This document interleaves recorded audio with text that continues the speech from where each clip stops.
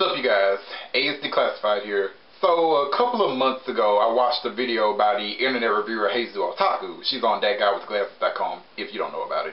And she does a lot of anime reviews, and she did a video called like the top 5 standalone anime episodes for newbies. I think that's what it's called. Like basically like 5 episodes you could show your friends and maybe get them to like anime as much as you do.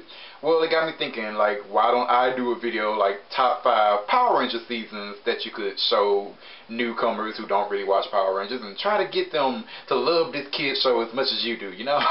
I mean, I see this a lot, like, on Ranger Board and, like, the other Power Ranger internet boards where people say, like, I got my kid to watch Power Rangers by showing them, you know, Mighty Morphin or Megaforce, or I got my girlfriend to watch Power Rangers by showing her this, or my boyfriend or my brother, my cousin, etc., etc. So it's like, you know, why don't I make a video talking about the top 5 seasons that I would pick to show like a family member or a friend that hopefully try to get them into this fandom. By the way, this list doesn't exactly reflect my favorite seasons. Some of the seasons on this list are in my favorites, but this ain't a favorite list. That's to come in time. This list is mostly like, it's a combination of my opinions as well as like opinions from the fandom in general and opinions from people, just society and the populace and stuff like that. Yeah. Okay, let's get this list started. Number 5. Go Go Power Rangers. Yes. Number 5 is Mighty Morphin. And when I say Mighty Morphin, I mean all 3 seasons. And yes, I'm cheating by combining all 3 seasons, but whatever, this is my list, alright? And besides, like, if you're gonna watch season 1, watch everything. So all of Mighty Morphin. And while yes, Mighty Morphin has aged in some aspects, it is still very enjoyable to watch and entertaining, and I think it can get even new people into the fandom. It's a really good season. Seasons today wish they were as good as Mighty Morphin. Mighty Morphin is just a fun season. It's probably arguably one of the most creative seasons because the season, it just thought outside of the box like all the time. Like there's stuff in that season that you will never see in any other seasons, man. And it's like, you don't have to show the bad episodes, you know. You don't have to pick episodes like Big Sister, or that episode where they were fighting like this troll or something and it had that deaf girl in it. Like, you don't have to show those episodes. Those episodes were terrible. Like, you can show episodes like Power Ranger Punks or Foul Play in the Sky where Kimberly landed a freaking plane. Or you can show Happy Birthday Zach, which is a classic episode. Classic. You know what I mean? Or you could show, of course, Green with Evil 5-parter. Like, there are episodes in Mighty Morphin that hold up today and are still just as good as they ever were. So, don't hate on Mighty Morphin, baby. And besides, like, there are so many people, like, if you're trying to get a fan that's, like, around our age in the Power Rangers, you probably want to start with Mighty Morphin. I mean, they probably watched it when they were kids themselves, so that's the seasons that they're going to remember, you know? So if you're trying to get somebody into it and it's like, hey, let's check out Mighty Morphin on Netflix, you know, let's laugh about it. You remember this, right? You remember Goldar, right? You know, that's a perfect way to get somebody into the season, you know? Of course, you may run into the problem of them just staying with Mighty Morphin instead of wanting to branch out, but it's possible that they want to see where the story continues. I mean, Zeo is a direct continuation from Mighty Morphin, so they might want to see, oh, what happens after Mighty Morphin? What's going on in Zeo? And they might want to see Turbo, and then they might want to see In Space. And In Space is the best season to watch if you watch like all the other seasons, because like it's like a big payoff. You get to know all the continuity hints and everything else, so it's like, yeah. Mighty Morphin is just so cheesy in a good way, and you can just laugh at how ridiculous it is. I mean, they once fought Japanese Frankenstein, man. Like, what?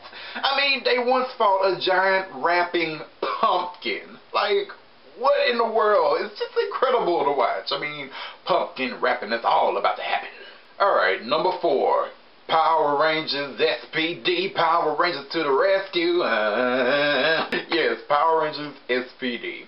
Okay, this season is just fun, man. It's just fun, and I think like if you're trying to get somebody to watch Power Rangers, this is a perfect season to start with. I mean, it's about an academy training Rangers to be the future protectors of the universe, and it's a great concept, man, and it's set in the future of 2025. Oh man, you think the future's gonna look like that? But anyway, and it has all these aliens running around. I don't know. It's a good season to start with, in my opinion. And the acting in this season, like, it's some of the best acting that Power Rangers has ever had. And you know Power Rangers isn't really known for its acting, but that season, man, they tried and they succeeded, in my opinion. Like, even when they're saying, like, stupid stuff, they made it sound pretty good. So, kudos to those actors, man.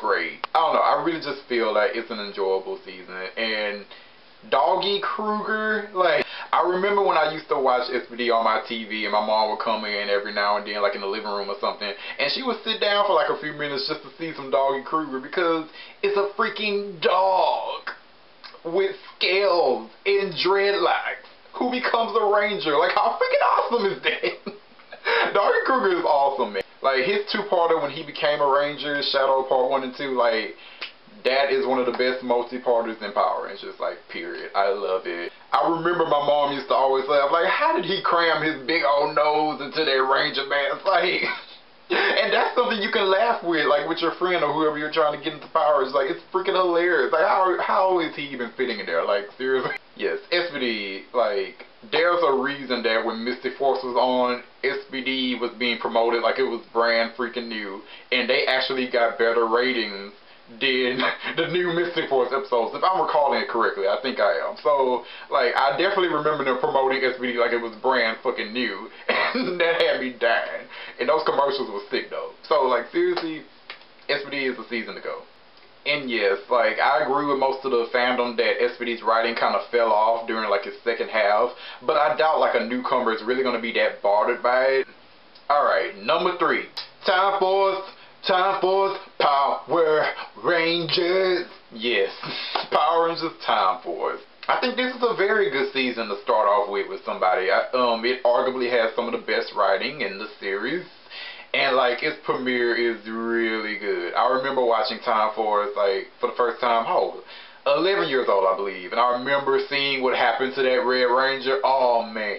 That shocked the heck out of me. Oh, and Jen, like, Erin Cahill knows how to act. She will give you those emotions, and you will feel them, okay? You will feel them. You and me. Forever. Oh, Lord. But, yes.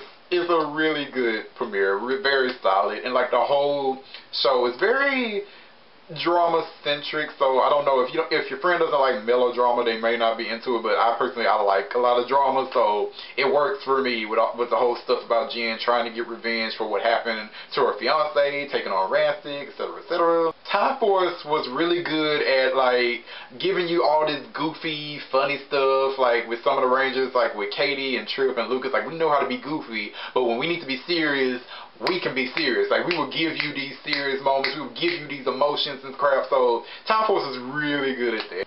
Alright, number 2. Power Rangers RPM, get in gear. Yes, Power Rangers RPM.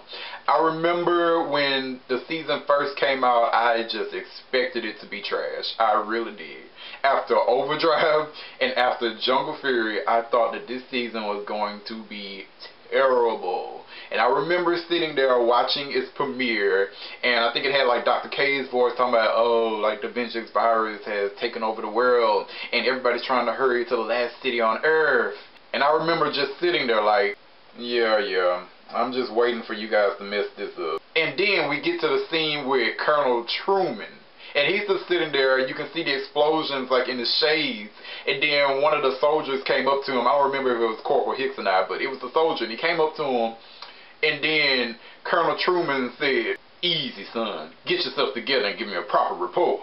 And I remember at that point, I was like,